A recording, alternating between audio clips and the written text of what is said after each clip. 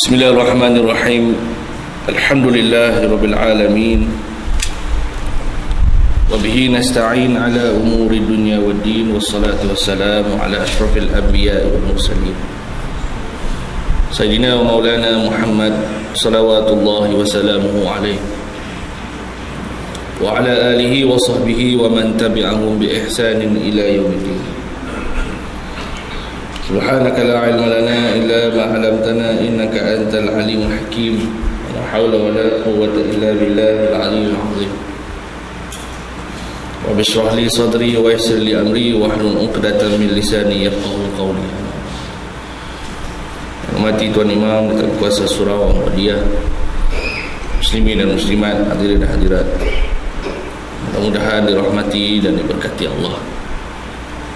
Alhamdulillah, syukur kita kepada Allah Subhanahu wa ta'ala, kerana pada pagi ini Allah Ta'ala masih lagi memberikan nyawa kepada kita, nikmat iman dan Islam. Masih lagi kita bernafas, menyeduh udara, oksigen, dapat kita meneruskan kehidupan kita sebagai hamba Allah. Mudah-mudahan Allah Ta'ala terus memberikan nikmat, dan kita wajiblah menunjukkan kesyukuran, tanda kesyukuran kita kepada Allah dengan menjunjung segala perintah dan meninggalkan segala larangan Allah Subhanahu wa ta'ala. Bersyukur kepada Allah itu satu ibadat, karena nikmat Allah itu banyak. Wa in ta'uddu ni'matallahi wa in ta'uddu ni'matallah la tuhsuha. Sekiranya kamu mahu menghitung nikmat Allah, tidak mampu kamu menghitung. Jadi orang yang bersyukur kepada nikmat Allah ini, pastinya kesyukurannya itu tidak berhenti, karena dia menyadari bahawa nikmat Allah itu banyak. Allah Ta'ala ditanya oleh Nabi Musa AS. Nabi Musa tanya kepada Allah, wahai Allah, bagaimana aku nak tahu bahawa diri aku ni bersyukur kepada kamu, wahai Allah. Lalu Allah kata, wahai Nabi Musa, sekiranya kamu mengetahui, kamu menyedari bahawa kamu tak mampu bersyukur kepada aku, yakni kamu menyedari betapa banyak nikmat aku, pada waktu itu kamu bersyukur kepada aku. Maknanya pada waktu kita ni tak mampu nak bersyukur pada Allah, maknanya banyaknya nikmat Allah, dan menyedari betapa banyaknya nikmat Allah itu tidak mampu kita bersyukur, tak mampu kita menghitung, tak mampu kita ini nak membalas segala nikmat Allah. Pada waktu itu kita, tandanya kita bersyukur pada Allah. Tetapi mereka yang tak bersyukur pada Allah ini, maknanya mereka tak menyadari betapa banyak nikmat Allah. Bila Allah tarik nikmat, nampak besarnya nikmat Allah itu. Muslimin dan muslimat yang dirahmati Allah,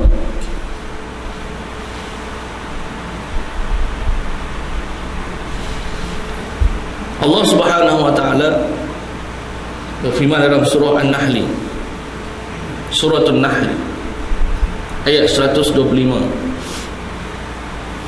Allah menyebut ud'u ila sabili rabbika bil hikmah wal mau'izatil hasanah wajadilhum billati hiya ahsan inna rabbaka huwa a'lamu biman dhalla an sabilihi wa huwa a'lamu bil muhtadin. Maksudnya, wahai Muhammad, serulah, ajaklah ke jalan Tuhanmu dengan kebijaksanaan dan nasihat yang baik, dan debatilah mereka dengan cara yang terbaik sekali. Sesungguhnya Tuhanmu lebih mengetahui siapa yang sesat dari jalannya, dan dialah juga yang lebih mengetahui dari hal orang-orang yang mendapat petunjuk. Ayat ini Allah Ta'ala turun pada permulaan Nabi SAW berdakwah secara terang-terang. Bermula Nabi berdakwah secara terang, yang mana sebelum itu Nabi berdakwah secara senyap-senyap, dakwatus sir. Dakwah senyap-senyap ni pernah dibuat oleh Nabi SAW pada permulaan pelantikan Nabi sebagai Rasul, pada permulaan turunnya wahyu. Tetapi selepas beberapa ketika Allah Ta'ala perintah Nabi berdakwah secara terang.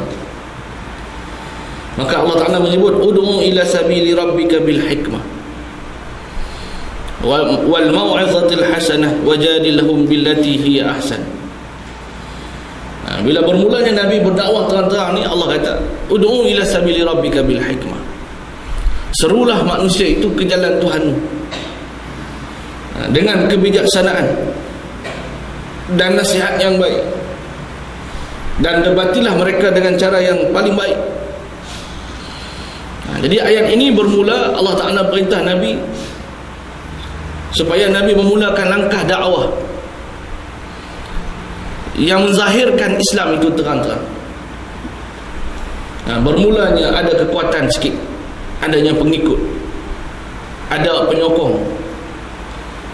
Sebelum itu Nabi kurang penyokongnya. Ancaman terhadap nyawanya itu sangat serius, sehingga Nabi terpaksa berdakwah secara pelan-pelan, diam-diam. Nabi berdakwah kepada isterinya, berdakwah kepada saudaranya, kepada kaum kerabatnya, kepada sahabatnya yang hampir. Tapi setelah Nabi mengikut, ada pengikut, Nabi ada pengikutnya yang tersendiri, ada sikit kekuatan, Allah Ta'ala perintah Nabi supaya berdakwah terang-terang.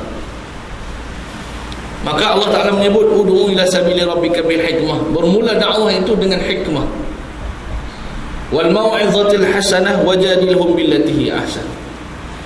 Allah perintahkan kepada Nabi supaya memulakan langkah dakwah dengan terang.